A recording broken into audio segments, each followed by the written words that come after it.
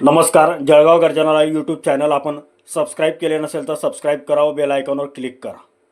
Pahur police station हद्दीत वाढत्या अपघातांच्या पार्श्वभूमीवर ठोस पावले उचलली असून राष्ट्रीय महामार्ग प्राधिकरण आणि पोलीस विभागाच्या संयुक्त पुढाकारातून अपघात प्रतिबंधासाठी विविध उपाययोजना राबवण्याचा निर्णय घेण्यात आला आहे.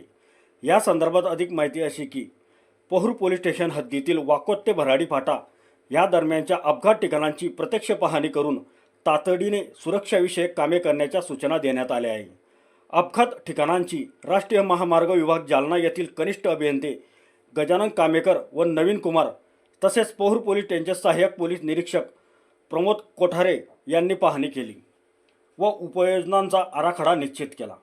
वेग कमी करण्यासाठी स्पीड ब्रेकर बसवणे, चालकांना सतर्क करण्यासाठी रंबल स्ट्रिप्स, वेग मर्यादावरील फलक उभारणे, स्पीड ब्रेकरवर पांढरे पिवळे कलरचे पट्टे तसेच स्पीड ब्रेकरच्या सुमारे 50 मीटर आधी सूचना फलक व महामार्गावरील अनधिकृत कट बंद करणे हे सर्व कामे 8 दिवसात पूर्ण करण्याचे आश्वासन राष्ट्रीय महामार्ग विभागाने दिले असल्याचे सांगण्यात आले.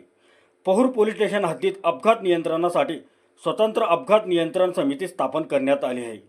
तसेच पोलीस प्रशासनाकडून नागरिकांना वाहतुकीचे नियम काटेकोरपणे पाळण्याचे आवाहन करण्यात आले आहे.